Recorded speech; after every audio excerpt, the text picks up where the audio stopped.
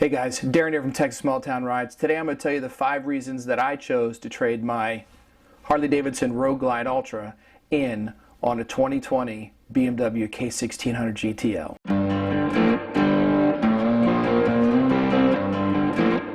Okay guys, thanks for sitting through the intro. Today I want to discuss my 5 reasons why I chose to trade in this beautiful machine on the one that's going to be up here in the corner.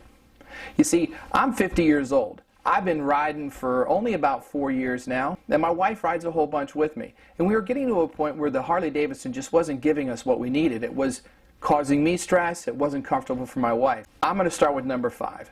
Number 5 for me was the weight. The Harley Davidson weighs 957 pounds wet. Full tank of gas, all its fluids. You put my big body on there along with my beautiful wife, and we're pushing 1,400 pounds.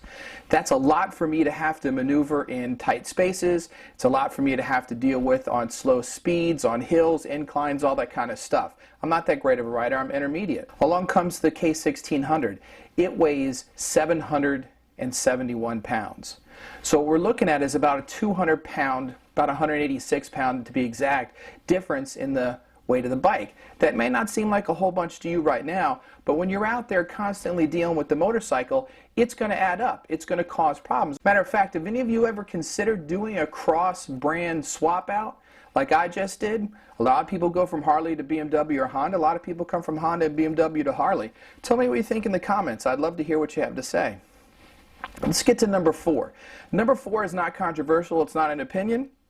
It's just physics. Okay, here's the thing. BMW is faster by a whopping load. Okay, this beautiful machine right here from the factory has a 107, about 1700 cc, whereas the BMW is at a 1600 cc. This bike puts out 90 horsepower and about 112 foot-pounds of torque from the factory. You know, to be honest with you, I want the speed, I want the torque, I want the handling, I want those things, which the Harley Davidson does well for Harley Davidson, but it doesn't compare to, say, the BMW, which is 160 horsepower and 130 foot-pounds of torque directly from the factory. Right as you buy it, you drive it out of the shop, it's got 160 and 130. Harley Davidson doesn't even come close even with their top-end CVO at the 117 motor. Can't compete with that. So pure physics are going to tell you that a lighter bike with higher horsepower, a higher rev limit, and a higher torque on it is just going to be a faster motorcycle. Unfortunately, that's just the case. Plus, you add in the quick shifter that BMW provides with the motorcycle, and it is even easier to get that thing to accelerate. So I'm not trying to hurt anybody's feelings here, but the BMW just killed it when it came to power. And I spent a lot of money trying to get this bike upgraded to be as fast as I possibly can, and I realized I had a fast Harley Davidson, but not a fast motorcycle. So number 3 on my list. Number 3 on my list is also not that subjective. It is just the truth. Technology, technology, technology. In 2018, the technology on a Harley Davidson was not very good. It was what I would like to call a Razr flip phone versus an iPhone 11. It just didn't compete. Now, in 2020, they're really starting to compete. They're starting to add a lot of the things that the BMW already had, like hill assist, braking, the braking lean angle assist, things like that. But where it doesn't compete is in the intangibles, the smaller things that have been done extremely well with the BMW. And I found that the BMW set up and how things were easy to get to and how easy they were to understand were fantastic. Plus, the BMW comes with a Garmin GPS system, which absolutely blows away the Harley Davidson GPS system. Plus, the BMW has a automatic windscreen. You may not like that, but once you use it, you're going to find out it's pretty handy. So technology, technology, technology. The only thing I can say that is absolutely true is that the Harley Davidson audio system is absolutely fantastic. Even the stock one compared to the stock BMW, the stock BMW is just terrible. I mean, it's awful. It doesn't even sound like a 80s boombox that you hold over your head singing outside of some girl's window. It's terrible. So congratulations, Harley Davidson, you make a nice radio. Now, number 2. Number 2 on my list is important simply because you can't beat the comfort, I don't believe, of the BMW. Comfort is subjective. This is another one that's argumentative, that we can get in a debate left and right, because all our bodies are different, riding styles are different, positions are different, the motorcycles sit completely differently. So quite frankly, for my family, comfort was a huge choice. It was a big decision.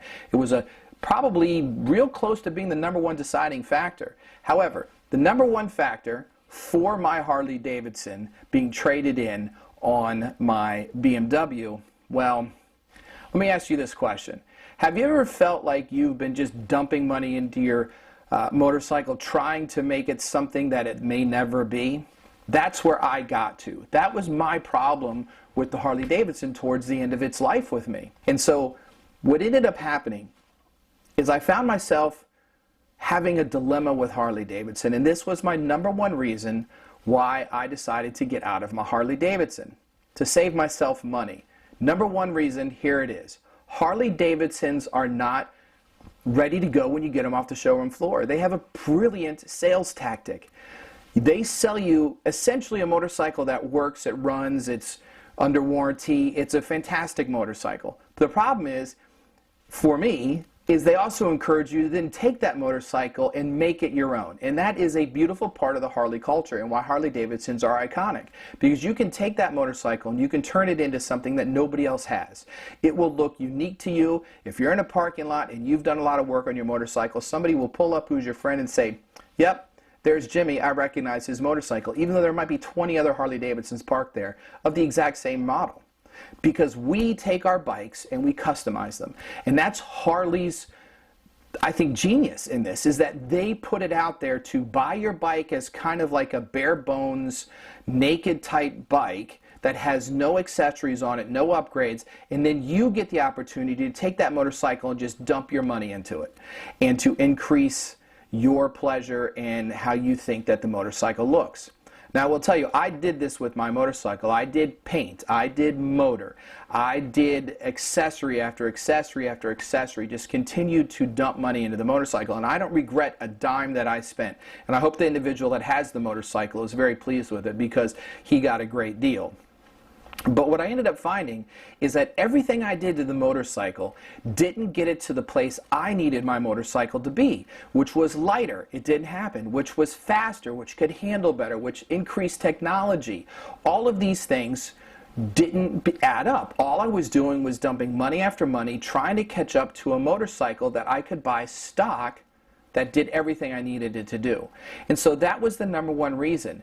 The fact that I couldn't get the bike to where I needed it to be when I could go spend $10,000 less for better performance and better comfort for me and my family.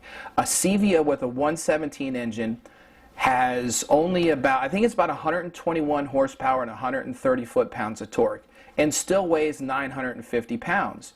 The GTL, the 719 edition, which is essentially just extra, visual paint, things like that, weighs 771 pounds. You don't get any engine increase, you just get some extra doodads on it that are pretty nice. Now, when it comes to technology, those two bikes are very, very close now with the 2020, but I didn't want to have to spend an additional $10,000 or $15,000 to try to get that CVO to run at the same pace as my BMW, and it would still be the Harley Davidson, which wasn't as comfortable. So let's look at this again, okay? We had my issue with weight, we had my issue with power and performance, we had my issue with technology, my issue with comfort, and then my issue with just the continual desire to upgrade the bike.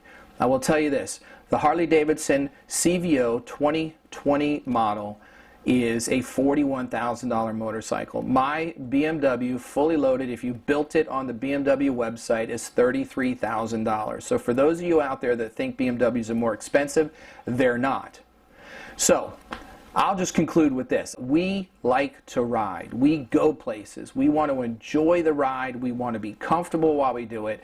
And the BMW is a touring motorcycle, a true motorcycle that goes from point A to point B no matter how far away it is. So I got into a bike that I could do long distance touring on, and that is this bike, and my wife and I absolutely love it. So once again, I encourage you, if you enjoyed this video and you made it this far, like and subscribe.